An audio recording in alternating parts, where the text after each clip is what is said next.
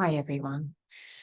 I'm really aware that so many of you are curious, concerned, wondering about this whole situation and event around the Dalai Lama. And of course, some of you have reached out, wondering what my thoughts are, especially given my own uh, association with His Holiness and the Buddhist fraternity. I think this experience is really interesting in that it's highlighting how complex one little event can be and how one event can be framed to generate a perception in one or other direction, and that very often we're missing some of the nuance and the contextual pieces surrounding whatever's delivered to us through media. And so, first of all, I want to say this is not about me suggesting there's an absolute right or an absolute wrong. I'm not taking a position on any side of the fence, but rather inviting some open consideration. There's a lot more pieces to that event than has been presented in the media. So what led up to that inquiry, what happened post, the exchange between His Holiness and the young boy and the family's position surrounding the event. And then, of course, we have the cultural context of His Holiness as well. And we have the context of our global perceptions. So all of us as individuals and culture and society, how do we frame our perceptions around appropriate behaviours and interactions? If we look at the individual themselves, His Holiness, we know that here is a man who has represented very high standing of morals. And so globally, people have invested a profound sense of trust in this individual. And so we see him as a great representative for the human race, of someone who's completely squeaky clean, that could never do anything wrong.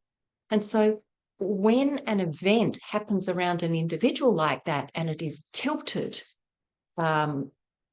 specifically in the direction that might vilify, then it sets off this cascade of emotions for people all around the world. And it's an incredible trigger for trauma, trigger for stored emotional impressions, experiences, beliefs. And no matter what, no matter who we are or where we are from, we are going to read any given situation or scenario through our own framework. And whatever impressions we have internally is definitely going to colour the way we see events ourselves. So that's something to be mindful of.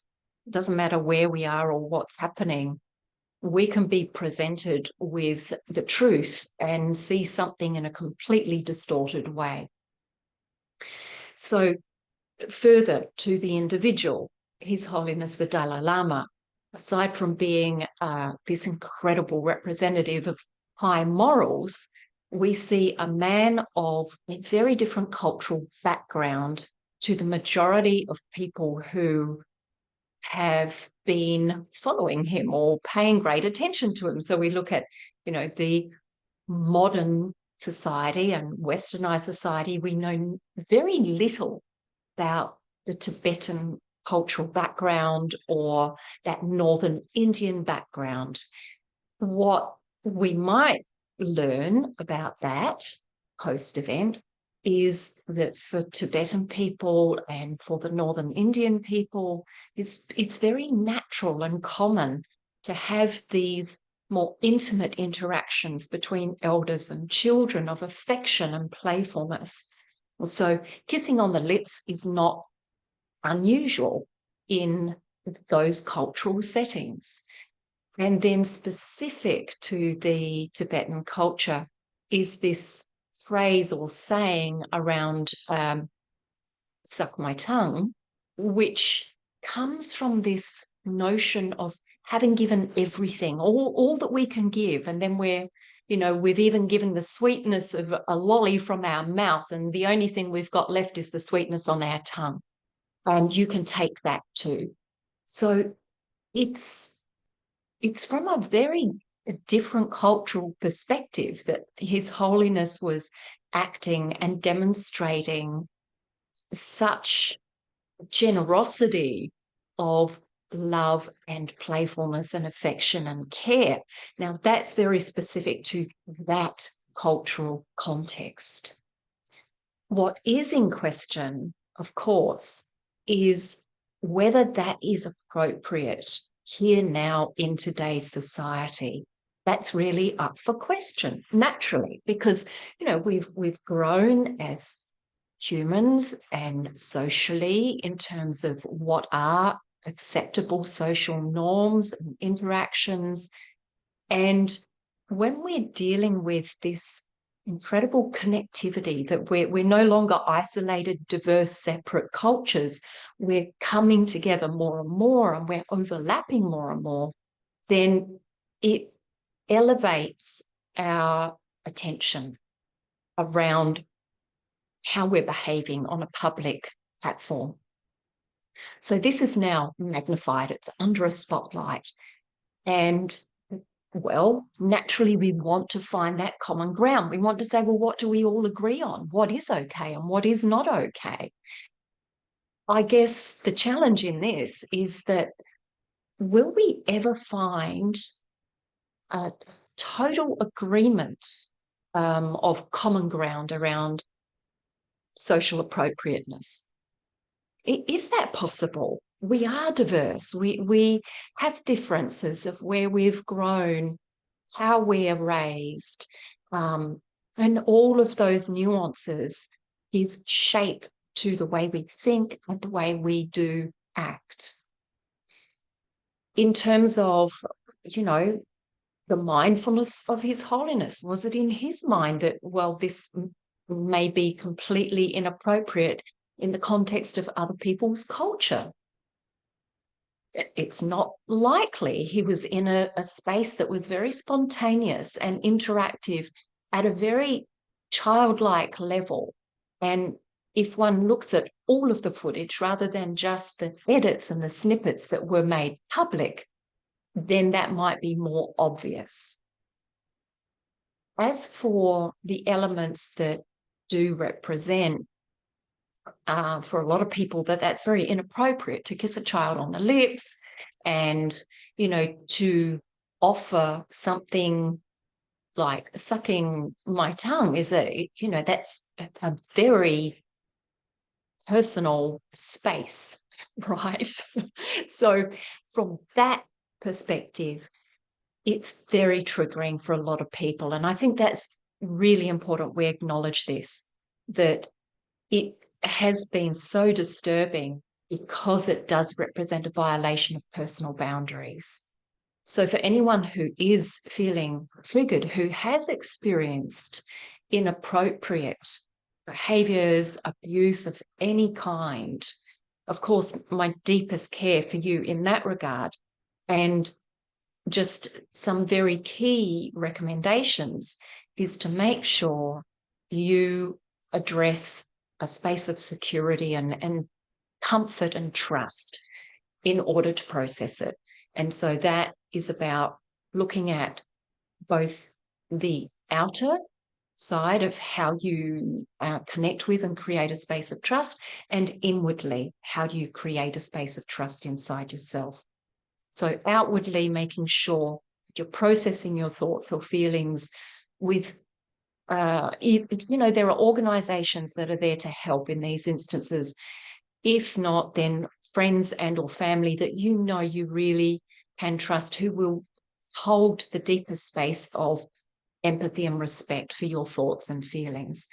And then when it comes to your inward space of trust, it's crucial to understand that when you're meeting these parts of you that are traumatized or triggered, that the trauma or the trigger itself is not the thing you can trust in, but rather making that deeper connection to a spaciousness, to the unidentified space of awareness.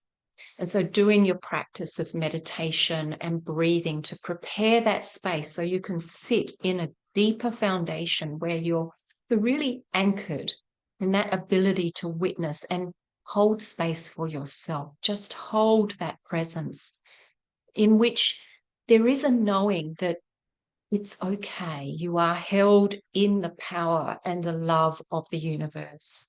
And from that space, you will be guided and you'll be able to navigate your way through these feelings and be able to take responsibility for your own emotions and learn how to navigate that.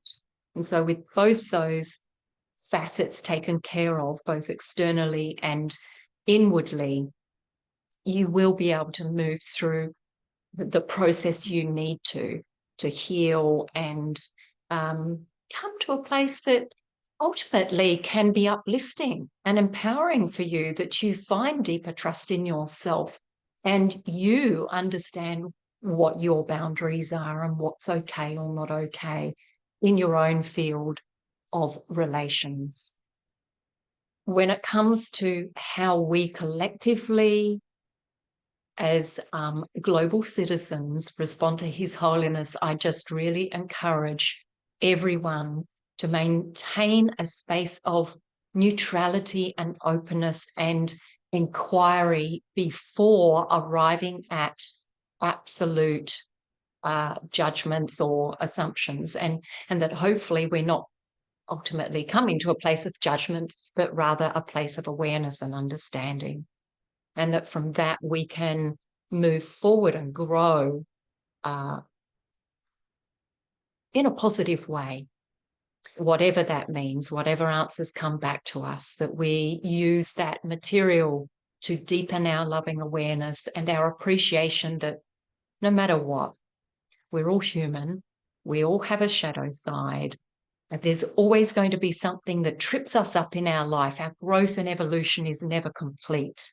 And in this regard, I'm sure His Holiness also, he does have the humility. He is going to be looking at this situation and reflecting deeply for himself, for his community, and for his role and relationship on that broader global public platform.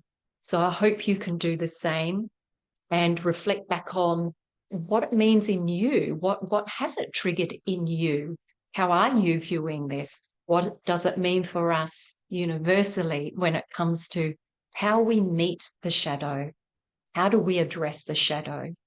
Do we give it the space and the awareness that we need, which is free of the immediate charge, the speediness to, launch on in there and judge and shut down and cancel? And are we really going to give it a bit of space so that we can grow from it?